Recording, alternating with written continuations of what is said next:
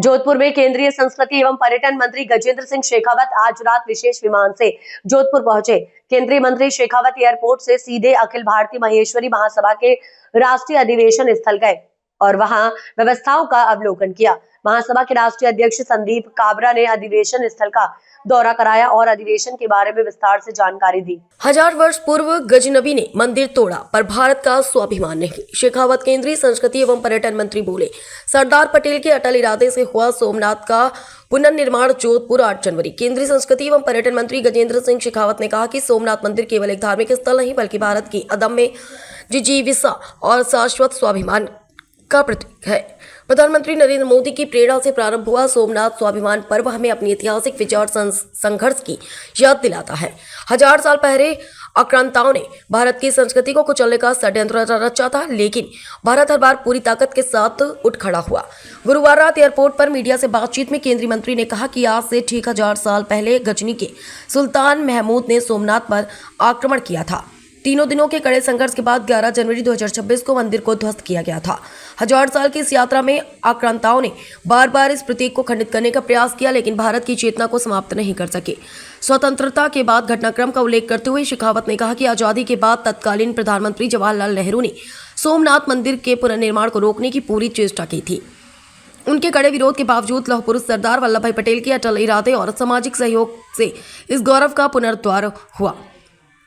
संयोग इस वर्ष जहां गजनवी के आक्रमण के 1000 वर्ष हो रहे, वहीं मंदिर के पुनर्निर्माण के भी 75 वर्ष पूर्व हुए हैं। केंद्रीय मंत्री ने आह्वान किया कि सोमनाथ की यह पावन स्मृति हमारे मन में 2047 तक भारत को एक विकसित राष्ट्र बनाने के संकल्प को और अधिक गहरा रहे हैं। उन्होंने भगवान सोमनाथ और द्वारकाधीश के चरणों में प्रार्थना करते हुए 140 करोड़ देशवासियों के संकल्प शक्ति से भारत पुनः विश्व पटल पर अपनी सांस्कृतिक और आर्थिक संप्रभुता स्थापित करेगा।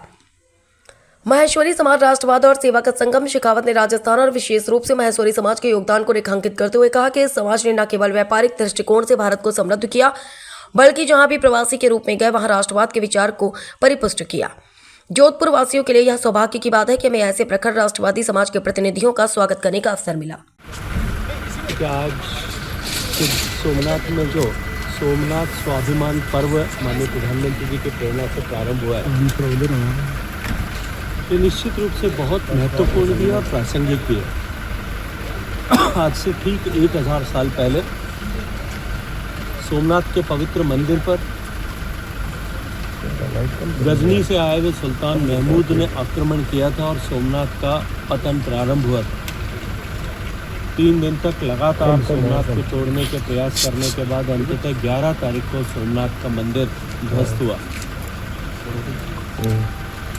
1000 साल की इस यात्रा में अनेक बार भारत के स्वाभिमान के इस प्रतीक को, भारत की अदम्य जिजीविषा के इस प्रतीक को अनेक बार वापस बनाया और आक्रांताओं ने फिर उसे खंडित करने का प्रयास किया।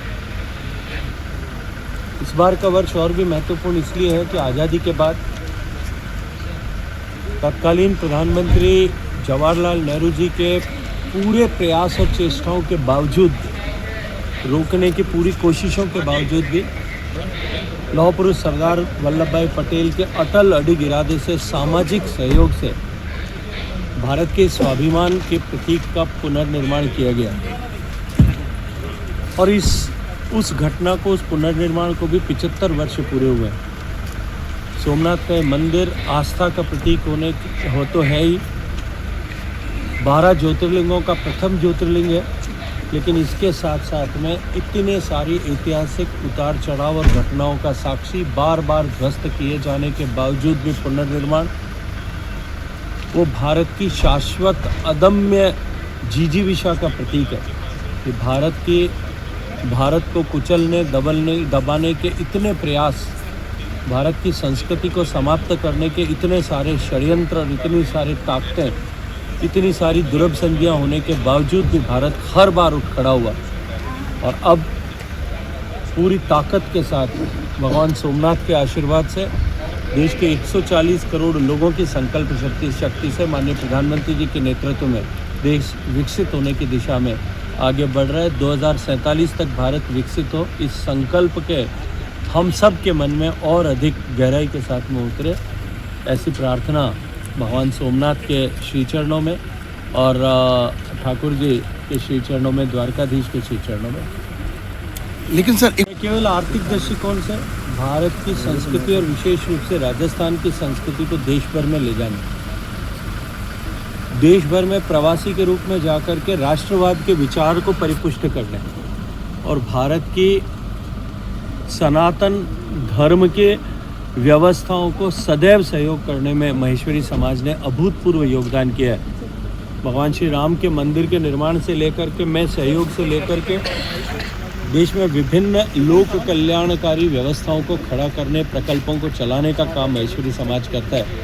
हम सब जोधपुर के लोग सौभाग्यशाली है कि हमें एक ऐसे प्रखर राष्ट्रवादी समाज के प्रतिनिधियों का जोधपुर में स्वागत करने का सौभाग्य मिला। अब आप भी बन सकते हैं सिटीजन जर्नलिस्ट, लड़ सकते हैं अपने हक की लड़ाई। अपने हक की लड़ाई में चाणक्य न्यूज इंडिया है आपके साथ। आज ही प्ले स्टोर से डाउनलोड करें Chanakya news India mobile app. उसके बाद मेरा पोस्ट पर जाकर अपडेट करें फोटो के साथ। हम बनेंगे आपकी आवाज, देश का तेजी से बढ़ता नेटवर्क, सच दिखाते हैं हम। जय हिंद। बच्चों के भविष्य से खिलवाड़, ग्रामीण क्षेत्र में गुम विकास, न्यायिक क्रिया में भेदभाव, दबी हुई गरीबों की आवाज, पर अब होगी जनता की बात। सड़क से पहुंचेगी संसद तक आवाज। सिर्फ सुन सरकार, देखिए चाणक्य न्यूज इंडिया पर खबरें जो आपको सीधे जोड़ती हैं हमसे, जिनका आपकी जिंदगी पर होता है सीधा असर। खबरों की वही तस्वीर, बिना बदले बिना डरे, जज्बा सच का लिए, सच दिखाते हैं। चाणक्य न्यूज इंडिया, हम हैं हिंदुस्तानी। कटेंगे तो कटेंगे। आज देश इनसे कह रहा है तुमसे नहीं हो पाएगा। Can you understand the ignorance? We are not looking for your admiration. आपको अपना काम करना पड़ेगा। राजनीति देखिए चाणक्य न्यूज इंडिया के साथ।